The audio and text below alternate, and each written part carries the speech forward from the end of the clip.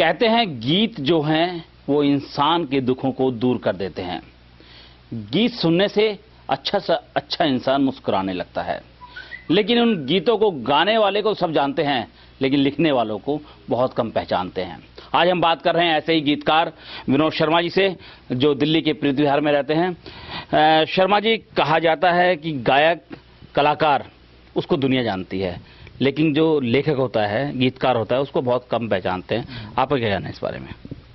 आप ठीक कह रहे हैं, बिल्कुल। गाने वाले को ज़्यादा बोल देते हैं। शर्मा जी, आपने अब तक कितने गीत लिखे हैं और आपकी कई एल्बम भी आई हैं और अच्छे अच्छे कलाकारों को लेकर के आपने गीत का जो है अपने गीतों को गवाया है। कैसे कौन कौन से कलाकार हैं? कोई 4-5 हज़ार के करीब मैंने गाने लिखे हुए हैं। कुछ शेर व शायरी भी लिखी हुई हैं काफ़ी। और अनवर प्लेबैक सिंगर और पिनाज मसानी जी, धीरा घोष और जोगिंदर शर्मा ने कई गाने मेरे गाए हुए हैं। कोई ऐसा गाना जो आपको भी गुनगुनाने में बड़ा अच्छा लगता हो? उनसे अलग हटके मैं कविता रूप में सुना सकता हूँ।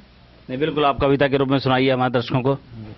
लिपस्टिक के निशान चेहरे पर देखकर बीवी ने तिनक तिनक कर पूछा, क्यों किस चक्कर में परेशान रहते हो? क्या सच है तुम्हें बताना होगा, जहाँ जहाँ जाते हो अता पता बताना होगा। बताने को तो सब कुछ बता दूं तुम्हें मैं, अगर तुम ना होती बीवी मेरी तो तुम्हें भी कहाँ कहाँ ना ले जाता। ढाबे में छोड़ 5 स्टार होटल का खाना खिलाता, ट्रेन छोड़ हवाई जहाज की सैर कराता। अगर तुम ना होती बीवी मेरी कितनी खुशनुमा होती जिंदगी मेरी। दुनिया के नामी ब्यूटी पार्लरों में तुम्हें ले जाता, रोजाना मॉडर्न बनाकर स्वीट 16 तुम्हें बनाता। अगर तुम ना होती बीवी मेरी कितनी खुशनुमा होती जिंदगी मेरी। शर्मा जी, बीवी और गर्लफ्रेंड के बारे में तो बहुत अच्छा रहा। क्या कभी आपने कोई राजनीति के ऊपर भी लिखा है?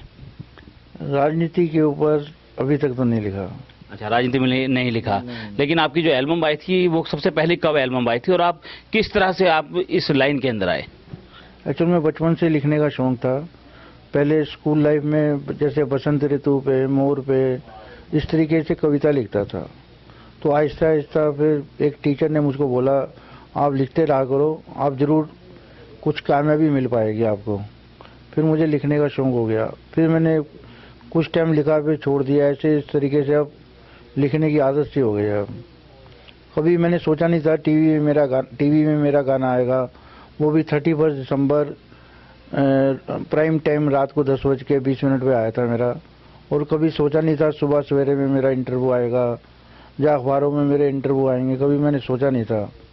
और नहीं, बिल्कुल आपने सोचा नहीं, और उसके बाद धीरे करके आपको जो है आगे आगे तरक्की मिलती चली गई। आप रेडियो पे भी आप काफ़ी आए, टीवी पे आए, अखबारों में छपते रहे।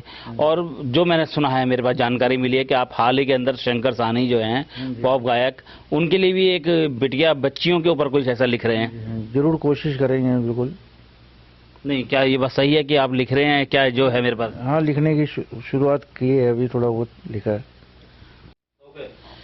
गीतों के साथ साथ विनोद शर्मा जी जो है काफ़ी अच्छे लेख लिखते हैं, जो सामाजिक रूप से बहुत सराहनीय हैं। और शर्मा जी, कई बार आपने जो है अलग अलग विषयों पर लेख लिखा है। सबसे ज़्यादा आपको कौन सा विषय ऐसा पसंद है जिस पे लेख आपको लगता है कि आज लोगों को ज़रूरत है? मैंने कोई 30-35 के करीब कहानियाँ लिखी हुई हैं। मेरा उर्दू के तेज में 1974 में नावल भी आया था, किस्तों में 35 किस्तों में नावल आया था मेरा, आधा सिर आधी लाश। उसके बाद मेरी नवभारत टाइम्स, हिंदुस्तान टाइम्स हिंदी में स्टोरी वगैरह भी आई। मुझे कभी मैंने सोचा नहीं था कि मेरा इस तरीके से कभी अखबारों में स्टोरी कहानी भी आएगी। और उर्दू के तेज पेपर में मैंने कभी सोचा नहीं था इस तरीके से। मैं हिंदी में लिखता था, वो उर्दू में कन्वर्ट करके छापते थे। और इस तरीके से मैंने आर्टिकल वगैरह भी काफ़ी लिखता रहता हूँ। और मेरे जो चीज़ें हैं वो सब आर्टिकल वगैरह सब सामाजिक बुराइयों से जुड़े हुए हैं कि जो हमारे देश में सामाजिक बुराइयां हैं वो दूर नहीं हो पा रही हैं। और मतलब कि हर कोई राजनीतिक दल आता है, सिर्फ वो अपनी कुर्सी के लिए आता है, पर राजनीति जो हमारे देश के अंदर सामाजिक बुराइयां फैली हुई है उसको दूर करने की कोई कोशिश करने में नहीं लगा हुआ। विनोद शर्मा जो हैं काफ़ी अच्छे लेखक भी हैं और सामाजिक रूप से इन्होंने एक बहुत अच्छा मुहिम चालू की थी कि शर्मा जी आपने एक मुहिम, मुझे याद आ रहा है कि मैंने पढ़ा भी था कि आप कहते हैं कि जो वोट ना डाले उसे सज़ा मिलनी चाहिए। किस तरह की आपने ये मांग की थी? एक्चुअल में वोट डालना बहुत ज़रूरी है, क्योंकि सरकार का देश का बहुत पैसा एक आदमी के वोट पे अगर वो लगाया जाए अंदाज़ा तो बहुत खर्च होता है।